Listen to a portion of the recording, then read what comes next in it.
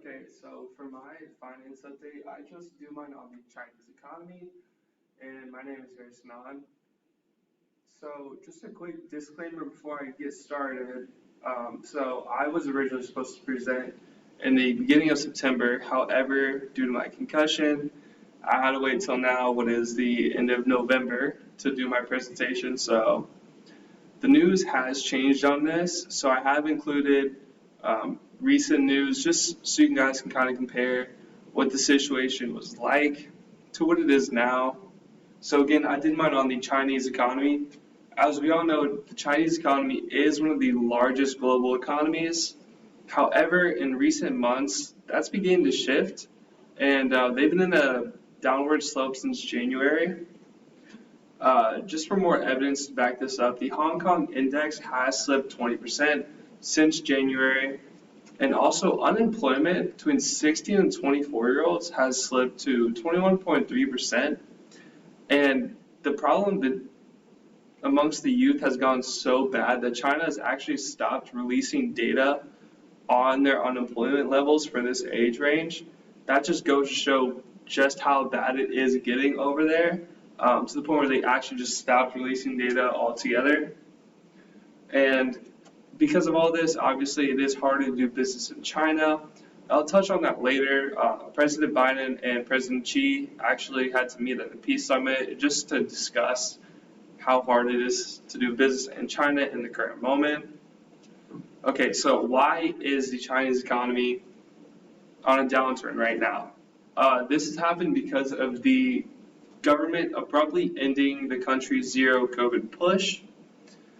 This is basically just shutting down everything. Just that they have zero COVID, pretty self-explanatory.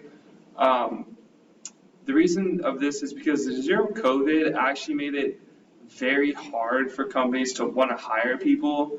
The reason for this being is because in China, the way the job market works amongst the younger people is that they basically just get their internships through their schooling, and the vast majority of internships lead to full-time jobs. Where the problem with this lies is if the zero COVID is stopping school, that means no internships, which means no internships turning into full-time jobs. That's why I touched on earlier the fact that unemployment has gone down 21.3% amongst the 16 to 24-year-olds in the country. Exports have also decreased, and China is mainly exports. That's why everything that we have is made in China. Then also just their consumer activity and their prices have also fell, and the real estate crisis is becoming worse in the country. So another thing that happened back in September when I was first researching was the Apple ban. So what exactly is the Apple ban? So China actually wants to get rid of all foreign products, all foreign technology. So they actually banned all government officials and people that work in government official buildings to not allow them to have iPhones. So they completely banned iPhones for them. Now, the problem with this is that China generates a fifth of Apple's revenue, and they're also Apple's greatest global production base. So when I was first looking at this and I saw the news, I decided to look into Apple stock, and it actually dropped 6.4% within the 2 days that this news released. Then it went down to a price of around $177. Okay, so the actual effect on the U.S.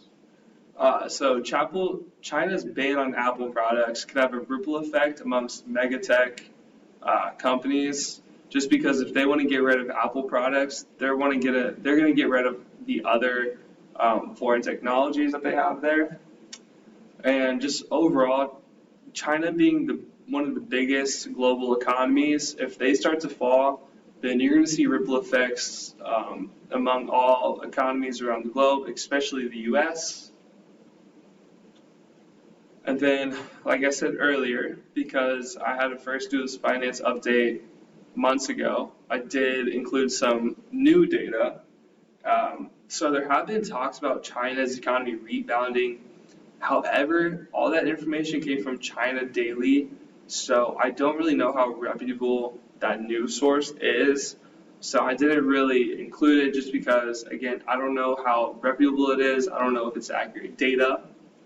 What I do know is that they lost 1.7 points in their share of the global GDP.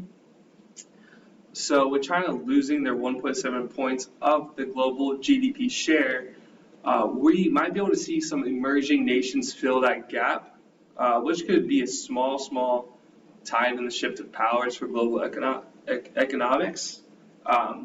One of the emerging nations that I saw the most was Poland. And so one of the enterprises that I just kept on seeing in these news outlets over and over again was the Shaanxi enterprise. It's one of the country's major companies, and if the Shaanxi enterprise were to fall, this would be a major blow to investor confidence, and this would just indicate more of a failing, declining economy in China. As I touched on earlier, it is harder to do business in China.